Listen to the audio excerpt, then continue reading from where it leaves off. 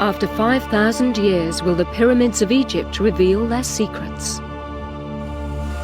Will this robot probe explain why the pharaohs created these wonders of the world?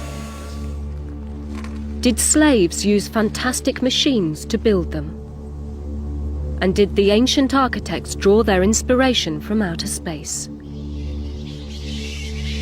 Mysteries from the files of Arthur C. Clarke, author of 2001 and inventor of the communications satellite. Now in retreat in Sri Lanka, he ponders the riddles of this and other worlds.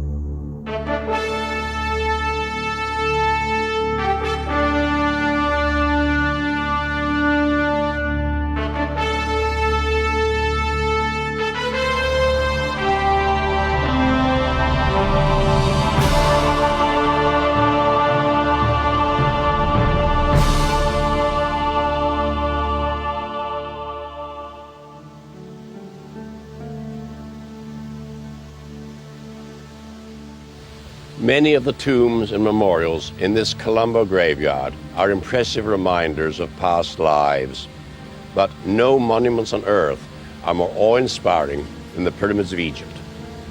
Before I saw them firsthand, I thought I knew what to expect, yet I was still overwhelmed. Endless nonsense has been written about these extraordinary structures. Some people believe the Great Pyramid carries coded prophecies about the future of our planet. Others, that a razor blade placed beneath one will be kept sharp by occult forces. But I've no time for pyramid idiocies. The last of the ancient world's 7 great wonders conceal enough real mysteries to challenge the imagination. Only a few kilometers separate the pyramids of Giza from Cairo's modern center and the Nile. The short journey from the New World to the Old is a must for Farouk El-Baz whenever he's in town. Like all Egyptians, this famous scientist is proud of his ancestors' achievements.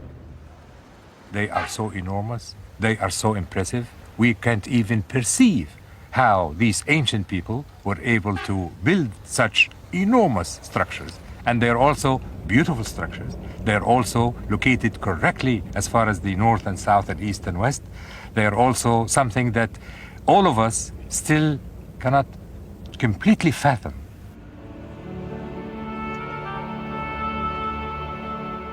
The pyramids were built by the pharaohs, the kings who ruled Egypt nearly 5,000 years ago. The most important characteristic for the pharaoh is immortality. He wants to have a burial place that would stay for eternity. So they wanted to have something that would withstand all the forces of erosion, rain, and most importantly, wind. Dr. El-Baz searches the desert for water and other resources for the Egyptian government. He believes the pyramid builders learned from the landscape. After exploring in the western desert of Egypt for the last 2 decades, I have realized that the shape of the pyramid is the only thing that actually remains in this windy environment.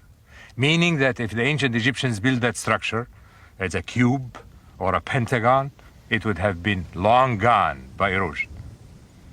In the Great Sand Sea, looking around, you would see absolutely nothing exists except sand and dunes for as far as the eye can see. However, every once in a while, you see a structure that is conical in shape or pyramidal in shape.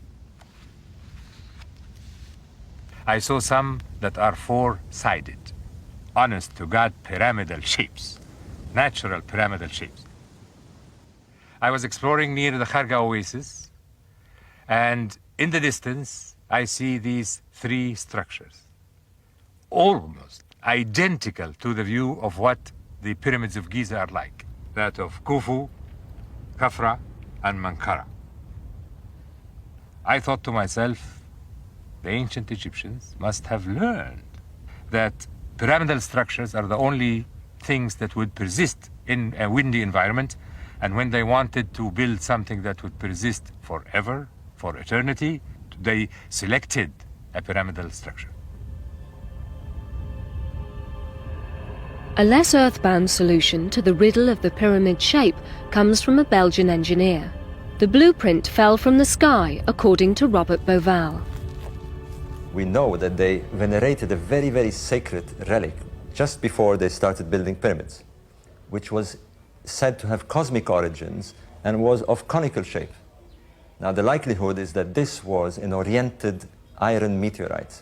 An oriented iron meteorite is a meteorite that enters through the atmosphere without turning, and therefore its front part burns off and has this unusual shape of a cone or a pyramid. Such meteorites are rarities prized by museums. This one is in Mexico City. New York guards another. Boval thinks a third must have hit ancient Egypt. The object, the sacred meteor, was so sacred that it probably gave the shape to the pyramid. So the pyramid, in sorts, is a symbol of this original relic. After the pyramids were built, this sacred relic, the sacred meteorite, disappeared. We really don't know where it went.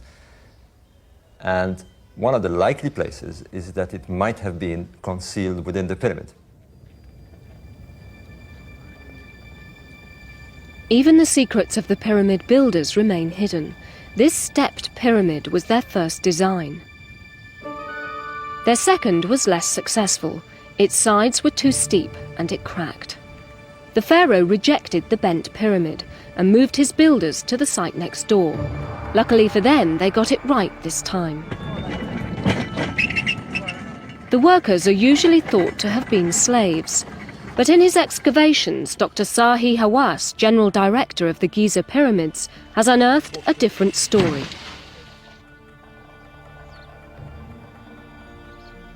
He has found that the workers lived in a village next to the site. Every morning they passed through this gate on the way to their monumental task.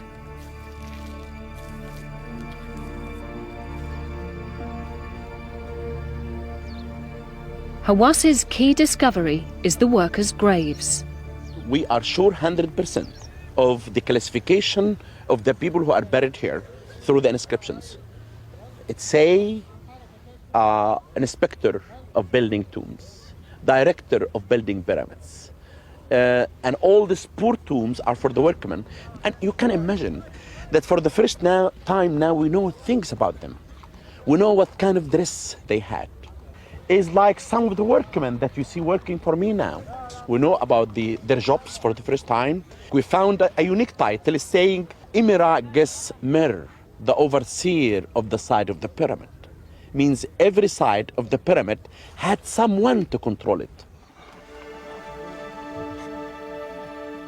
In their underground tombs, the labourers' bones reveal that pyramid building was a back-breaking task. The 600 skeletons that we found down in the cemetery there showed that all the workmen had stress on their back.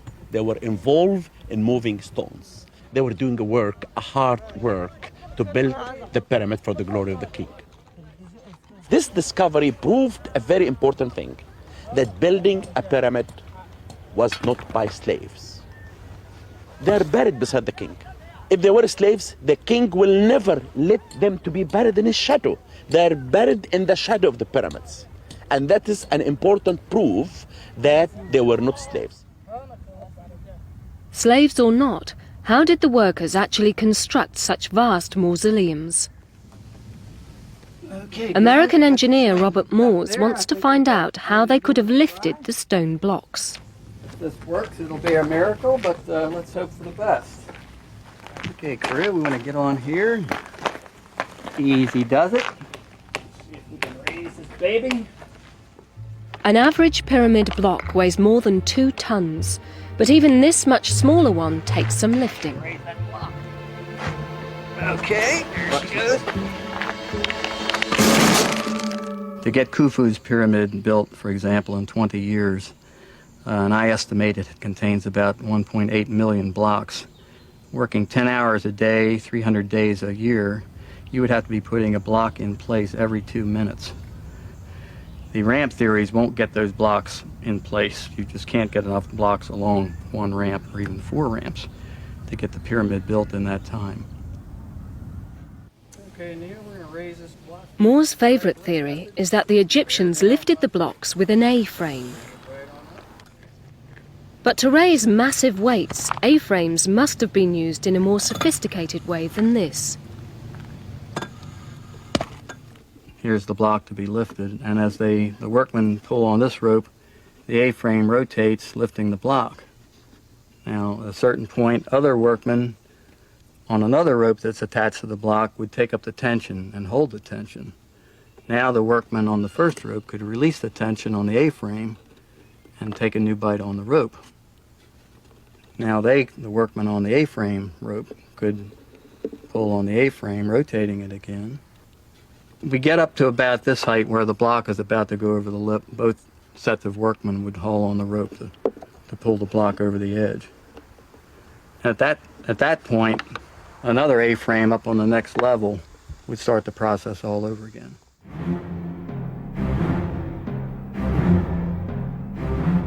The only surviving description of how the pyramids were built comes from an ancient Greek historian. Herodotus reported that they were built with wooden machines.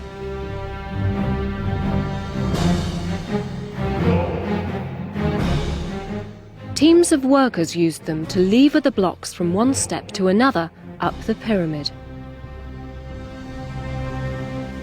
One of these machines has been reconstructed from the ancient Greek description by pyramid enthusiast Bob Loudermilk. Here we have 4 lever operators, each of whom has a lever in either hand. Each lever requires only 34 pounds to be able to lift 275 pounds on this end. There's a 20-to-1 mechanical advantage. These 4 men, using this machine, could lift a block weighing approximately 5,000 pounds. A distance of probably 2¼ feet, which is the average distance of the average step on the Great Pyramid, in probably 20 to 25 minutes. After they lifted the block and elevated it, then another man inserted cribbing from down below. Once the cribbing was in place, then the block was allowed to settle back down on the cribbing. Every time the block was lifted and secured by these blocks that are placed underneath the block, underneath the large stone block, they could then shorten the chain and lift the block again until finally the block was lifted up so that it could be slid in to the next step. At home in Colorado, Loudermilk has begun practical tests. The Egyptians used around 2 million blocks to build the Great Pyramid. Loudermilk's machine is complicated and raises the block rather slowly. I've estimated that there were 16,000 machines. And I'm guessing that approximately 570 blocks per day were delivered to the top of the pyramid using this system.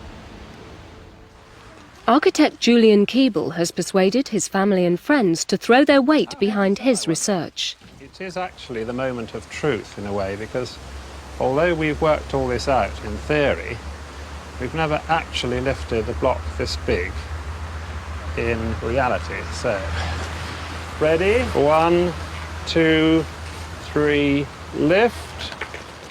Keeble believes the best way to lift a block is with simple levers. Ready to slip in a block, I hope. Square, yeah? Yeah. Okay, lower down. 23 seconds. Oh, we beat the record by 2 seconds then. Go. To get a pyramid built in a pharaoh's lifetime, experts have calculated that the Egyptians must have raised 1 block every 2 minutes. I'm finding it's hot work, actually. Are we ready?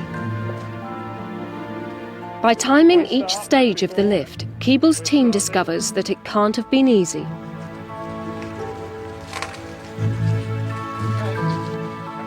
one. There, you see, faster. So we're starting now. 29 seconds.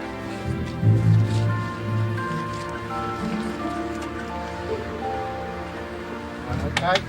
Okay. So that's the 10th block. That means it must be 1 metre off the ground. The block itself is just under 1 metre high, so we've lifted it as much as the height of the block itself, which is actually more than we expected to do.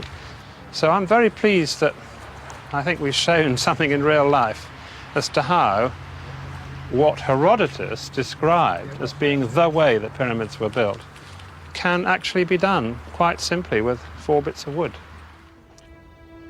Farouk El-Baz believes the pyramids themselves once provided the missing answers.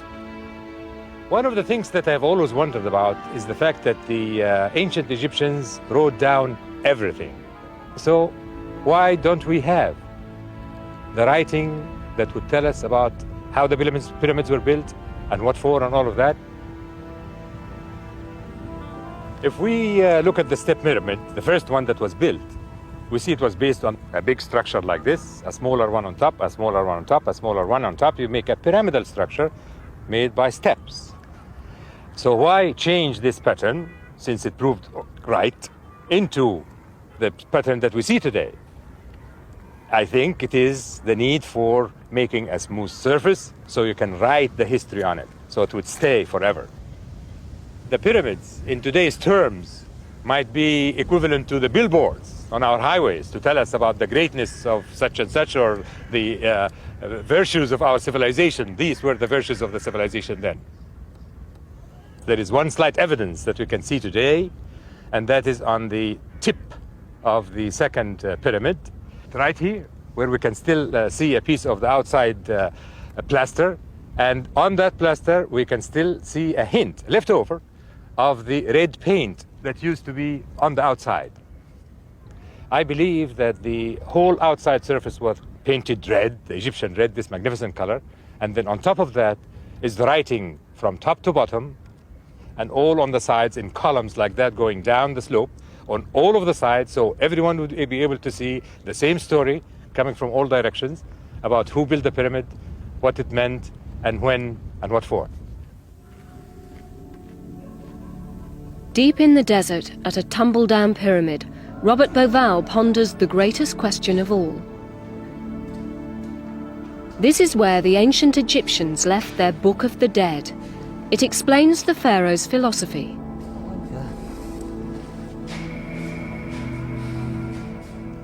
Although this pyramid may have seemed insignificant from the outside, inside here it's absolutely fantastic.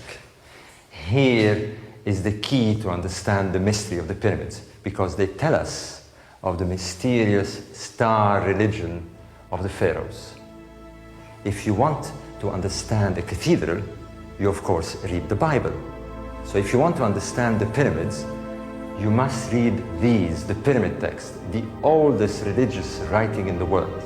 And they repeatedly tell us how the king becomes a star to join his father Osiris in the sky. And Osiris is the constellation of Orion. So here, for example, we are told that the pharaoh is a dweller in the constellation of Orion. And in this passage here, we are told that the pharaoh is taken in the constellation of Orion. And repeatedly, over and over again, we are told that the king becomes a star. The king becomes a star and joins his father Osiris in the sky, in the special region of the sky where the constellation of Osiris is.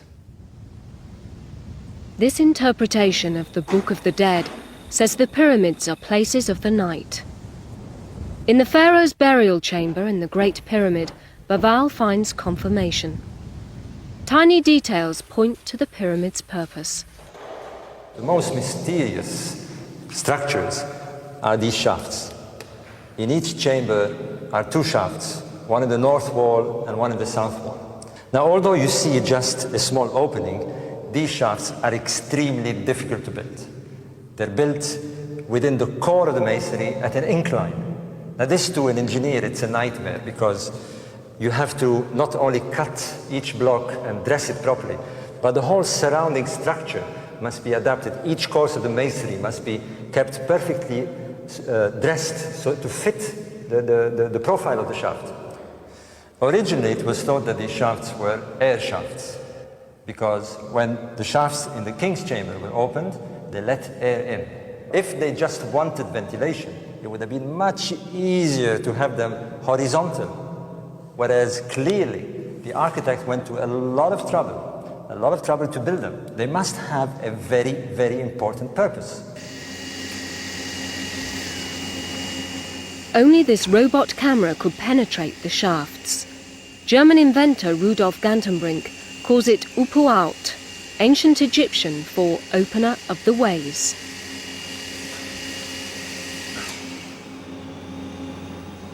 The robot was designed to be able to change its shape. It would need maximum contact with the shaft's sides to propel itself over the unexplored terrain. There are 4 shafts inside the Great Pyramid, 2 upper shafts and 2 lower shafts. Everybody told me the lower shafts they will just go on for maybe 2 meters or 8 meters and then they will stop. And I did never believe this. I said, we have the technology to find this out, so let's do it. Let's make a robot, let's go inside there and then we know better. From Gantenbrink's headquarters in the Great Pyramid, the robot set off into the unknown.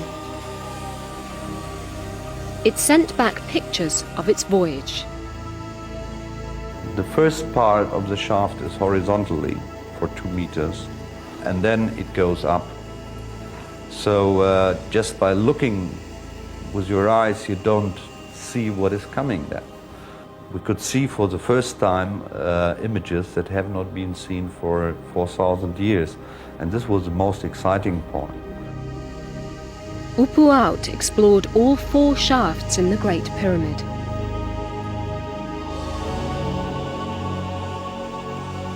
From the data, Robert Bauval calculated the shafts would have pointed at particular constellations.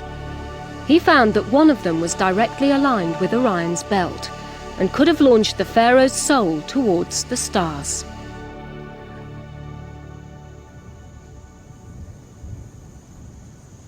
Bauval goes even further.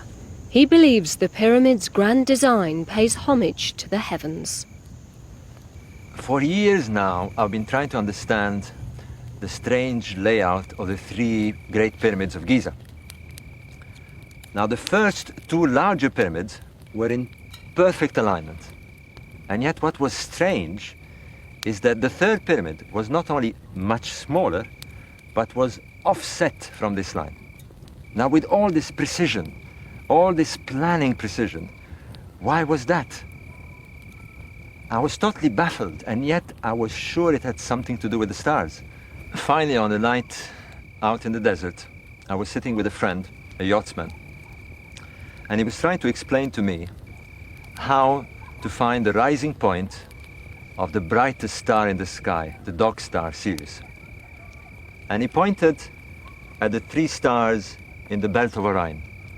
And he said, if you follow the line all the way down to the horizon, you will get the rising point of the star Sirius.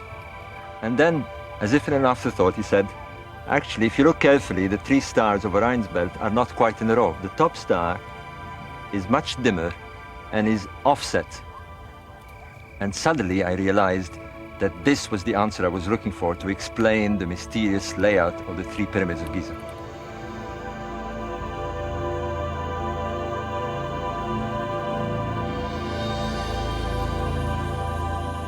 The whole thing fitted perfectly together. The Great Pyramid had the shaft as a launching pad for the soul of the dead king to Orion's belt. The 3 pyramids were a perfect representation of the 3 stars in Orion's belt. The Egyptians had made the cosmic link between heaven and earth. That wonderful old saying, man fears time, but time fears the pyramids, simply isn't true. The pyramids are a mere 5,000 years old, and that's barely 1/1,000,000th of the world's age. Time has worn whole mountain ranges down to dust. I'm sure that in another 5,000 years, the pyramids will still be there, but they'll be showing their age. perhaps they'll look like this virtual reality image generated in my computer. Here they are, being overwhelmed by the forests of the late greenhouse era. And a few million years after that, if there are still any archaeologists around, some of them may argue that the pyramids never even existed.